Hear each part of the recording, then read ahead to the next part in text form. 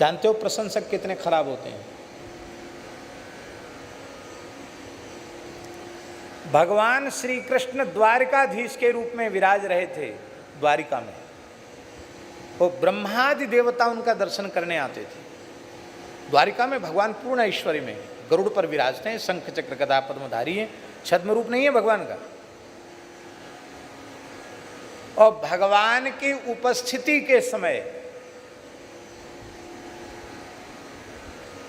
पौंड्रक को उसके प्रशंसकों ने, अरे इस जीव जगत के कल्याण के लिए तो आपका ही अवतार हुआ है, पर बड़े दुख की बात है, आप असली भगवान हो, वो आपके नाम से एक नकली भगवान बन के पूज रहा।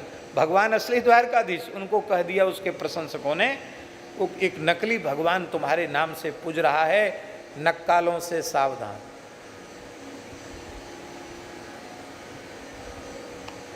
तो उसने कहा बेचारे ने, क्या तुम हमको भगवान कहते हो? उनके तो 4 हाथ हैं, हमारे तो 2 ही हैं। बोले आपके राज्य में बड़े बड़े वैज्ञानिक हैं जो ऐसे नकली हाथ बनवाएंगे कि असली हाथ जैसे लगेंगे। शंख चक्र भी बना लिया उसने महाराज, और शरीर पर कुछ नीले नीले रंग का कुछ कलर भी पोत लिया, नीलाम्बुज श्यामल भी हो गया वो। 4 हाथ भी बना लिए। और उस समय भी विज्ञान इतना उन्नत था, उसने एक यंत्र का गरुड़ बनाया, बिल्कुल गरुड़ पक्षी के जैसा। उस पर बैठता, उड़ने लग जाता, लोग उसकी जय जयकार करते। प्रशंसकों ने उस पौंड्रक को भगवान बना डाला। अब वो इतना फूल गया कि किसी ने कह दिया, नारद जी जैसे किसी महापुरुष ने कह दिया, अरे जब तक दूसरे भगवान पूज रहे हैं तुम्हारे नाम से, तब तक तुम्हारी भगवत्ता में संदेह है। या तो तुम एक ही भगवान होगा, 2 तो हो नहीं सकते, या तो द्वारिका वाले रहेंगे या तुम रहोगे। वो इतना गुस्साया कि हम असली भगवान हैं, बताओ नकली हमारे नाम से पूज रहा, असली भगवान को नकली कह रहा। उसने चिट्ठी लिख दी, अपना दूत भेज दिया। जानते हो उस चिट्ठी में क्या लिखा था? उसमें लिखा था, धर्मरक्षक, जगदुद्धारक, भक्त वत्सल, शरणागत वत्सल, दीन बंधु, दया सिंधु, कृपा सिंधु, करुणा सिंधु भगवान वासुदेव पौंड्रक का आप सबको शुभाशीर्वाद।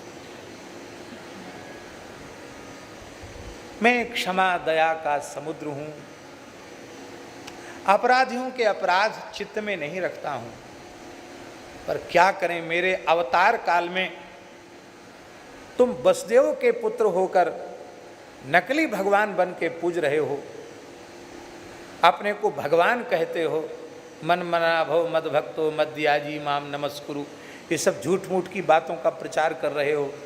इसको पढ़कर जानकर हमें बहुत पीड़ा हो रही है, फिर भी हम दया के समुद्र हैं। अविलंब अपने दांत में तृण दबाकर मेरी शरण में आ जाओ और मेरी भगवत्ता को स्वीकार करो, अन्यथा युद्ध के लिए तैयार हो जाओ।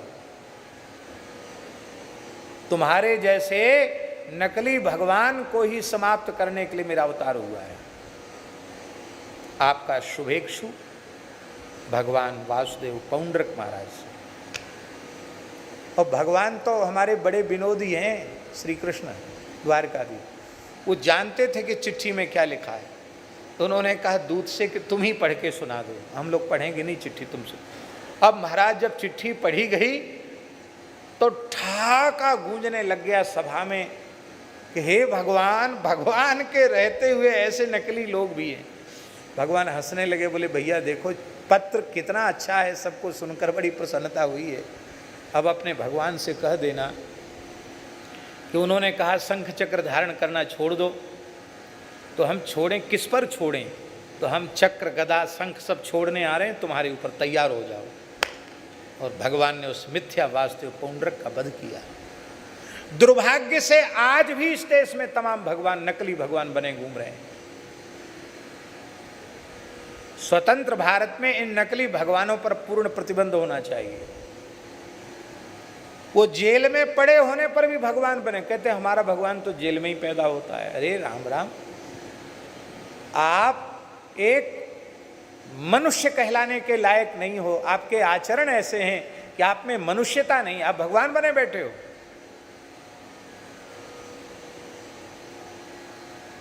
दुख की बात। किसने बनाया उस पौंड्रक को? भगवान। प्रशंसकों ने बनाया। इसलिए प्रशंसकों से सदा सावधान। प्रशंसा कभी सुननी ही नहीं चाहिए। कोई करे तो अन्य मनस्क हो जाना चाहिए, अथवा उसको अपने ऊपर आरोपित कभी भी नहीं करना। अपने ऊपर आरोप करता है तो बहुत बड़ी अपनी भूल है उसकी। निंदा करने वाला बहुत प्रिय होना चाहिए, उससे कोई झगड़ा नहीं। हमारी बुराई करता, हमें दोष देखता, हमको उटपटांग बोलता है, आओ भैया सच्ची बात बोलने वाले तो तुम ही हो। हमारे वृंदावन में भैया जी एक महापुरुष थे, आपने नाम सुना होगा, श्री स्वामी रंगाचार्य जी महाराज, श्री स्वामी रंगदेशिक जी महाराज, जिन्होंने वृंदावन में श्री रंग मंदिर की स्थापना की, जो पूर्वोत्तर भारत का, मध्य भारत का सबसे विशाल मंदिर है इस समय, उस समय का दिव्य देश, जिसमें आज भी क्विंटलों सोना है। अद्भुत है रंग जी का वैभव। तो रंग जी महाराजाधिराज हैं, महाराज रंगनाथ हो। तो रंग जी की स्थापना जिन महापुरुष ने की, रंगाचार्य स्वामी जी ने, उनके द्वारा प्रवर्तित उत्सवादि की परंपरा आज भी यथावत चल रही है। वर्तमान स्वामी जी भी बहुत अच्छे महापुरुष हैं, हमारे प्रति भी उनका बहुत स्नेह है। तो आपने देखा होगा ब्रह्मोत्सव के समय रंग जी सवारी से जाते हैं बगीचा तक, और बगीचे में जब ठाकुर जी विराजते हैं, अलग अलग वाहनों पर जाते हैं, तो जितनी देर ठाकुर जी बैठते हैं उतनी देर वहाँ शास्त्रार्थ होता है महाराज जी। तो विद्यार्थी ही शास्त्रार्थ तैयार करते हैं, कभी न्याय पर, कभी वेदांत पर, कभी व्याकरण के किसी सूत्र पर, कभी साहित्य के किसी विषय पर। हमने भी उस शास्त्रार्थ में गुरुजनों की कृपा से कई बार भाग लिया है। हम कोई पंडित नहीं, पर वो तो रटा रटाया तैयार रहता संस्कृत में। एक बार ऋणिजंत अणिजंत के ऊपर शास्त्रार्थ भी हुआ था, एक अर्थवद धातुर प्रत्यय प्रातिपदिकम पर भी हुआ था। ऐसे जब जो विषय आ जाता था तो उसको एक पक्षोधर एक पक्षधर, और भगवान की ओर से पुरस्कार भी मिलता। काव्य पाठ भी वहाँ होता था, कविता कोई मैंने संस्कृत में ही सुनानी पड़ेगी, दूसरी भाषा में नहीं। तो उस समय के एक बहुत बड़े विद्वान थे, उनका नाम था महापंडित केशव, केशवाचार्य नाम था उनका। बहुत बड़े विद्वान थे, कई विषयों के विद्वान थे, आंसू कवि थे। तो वो श्री रंगाचार्य स्वामी जी का दर्शन करने आए, और जब रंग भगवान की सवारी बगीचे में जितनी देर विराजी, तो लोगों ने, बड़े पंडित थे, उन्होंने कहा आज तो आप ही कुछ सुनाएंगे आज की गोष्ठी में। तो श्री रंगाचार्य जी भी थोड़ी देर बैठ गए कि ये क्या कहें। वो उन्होंने तत्काल विविध संस्कृत के शिखरणी आदि छंदों में रंगाचार्य जी का गुणगान शुरू किया। उन्होंने जैसे ही देखा कि तो हमारे बारे में प्रशंसा कर रहे हैं, वो तुरंत वहाँ से उठे, वो उठकर भगवान की सेवा में लग गए। 1 मिनट वहाँ बैठे नहीं रंगाचार्य जी महाराज। और वो तो महाराज बड़े यत्न से बड़े सुंदर श्लोक रच के ले गए थे, उनको बड़ा दुख हुआ। आप कोई कविता लिख के ले जाएं किसी को सुनाने के लिए, और जैसे ही आप सुनाना शुरू करें और वो उठ के चला जाए मुंह घुमा के, आपको कितना खराब लगेगा। कवि ने लिखा है, अरसिकेशु काव्य निवेदनम शिरसी मालिक मालिक मालिक। विधाता चाहे जो कुछ दंड हमको दे देना, पर जो अरसिक हो उनके बीच में हमको काव्य पाठ करना पड़े, ये सजा हमें कभी नहीं देना। बड़ा दुखी हुआ कि बताओ हमने इतनी अच्छी कविता की इनके बारे में, और ये कुछ नहीं, पुरस्कार तो दूर रहा, यही मुस्कुरा देते, हाँ पंडित जी आप बहुत अच्छे, कुछ तो कहते, कुछ नहीं कहा। अब भगवान के तो उठने का समय हो गया। भगवान फिर सवारी में बैठे, रंग मंदिर पहुँचे, वो भी पीछे पीछे गए महापंडित केशव। वहाँ जैसे भगवान विराजे तो वहाँ फिर भगवान के सामने आचार्य दैन्य भाव की विज्ञप्ति करते हैं। तो श्री रंगाचार्य जी ने कहा, न निंदितम कर्म तदस्ति लोके सहस्रशो यन्नमया विधाई सोहम विपाकावसरे मुकुंद क्रंदामि संप्रत्यगतिस्तवाग्रे। अर्थ जानते हैं इसका क्या है? इसका अर्थ है संसार में ऐसा कोई निंदित कर्म नहीं है जो मैंने हजारों हजारों बार न किया हो।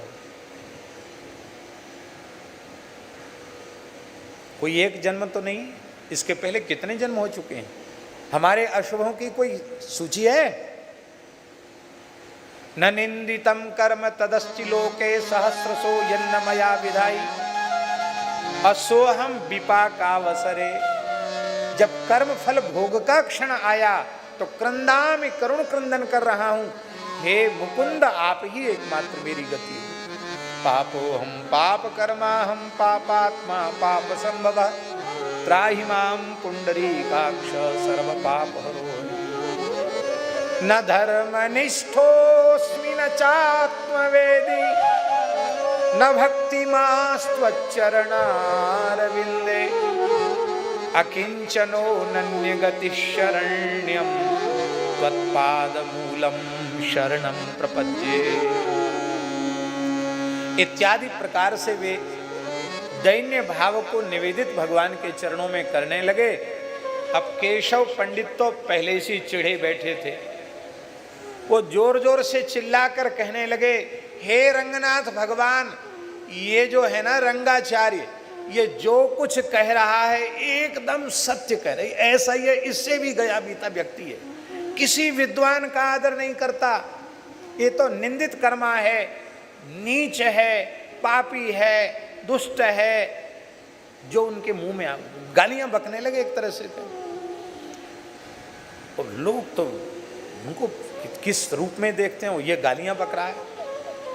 तुरंत उन्होंने क्या किया कि भगवान के श्री कंठ का दिव्य आभूषण अपने मस्तक से लगा करके केशवाचार्य के गले में स्वर्णाभूषण धारण करा दिया और हृदय से लगा करके कहा कि आप ही सत्य कहने वाले हैं और तो सब झूठी बात कहने वाले हैं। और रोते हुए उन्होंने भगवान रंगनाथ से कहा, भगवान हम तो जाने कितना समय हो गया कहते कहते कि पापो हम पाप कर्मा हम, पर आपने हमारी बात पर कभी विश्वास नहीं किया, इसलिए कोई पक्का गवाह नहीं मिला आपको। लेकिन आज एक पढ़ा लिखा विद्वान हमारे पापों की गवाही देने वाला मिल गया। नाथ अब तो इस पतिता धम पर कृपा करो।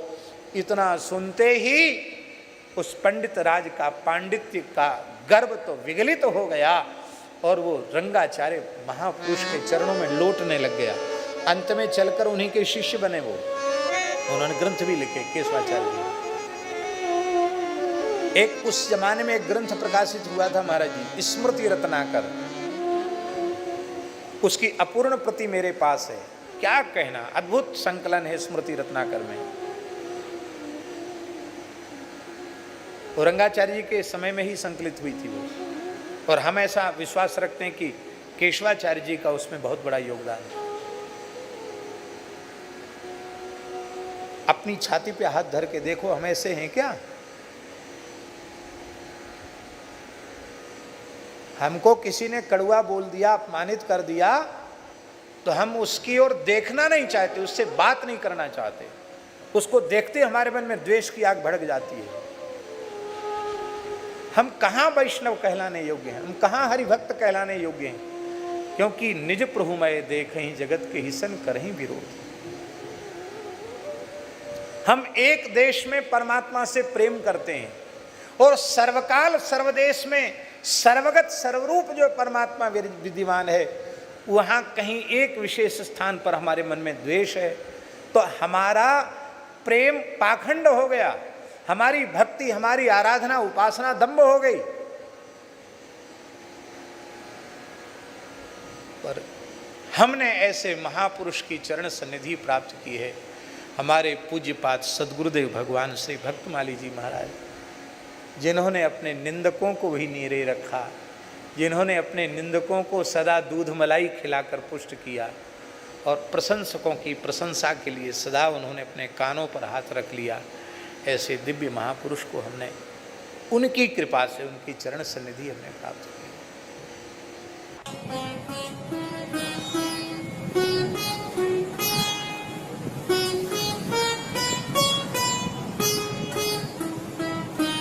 श्री सीताराम प्रतिदिन सत्संग एवं दर्शन के लिए श्री महाराज जी के ऑफिशियल चैनल को जरूर सब्सक्राइब करें।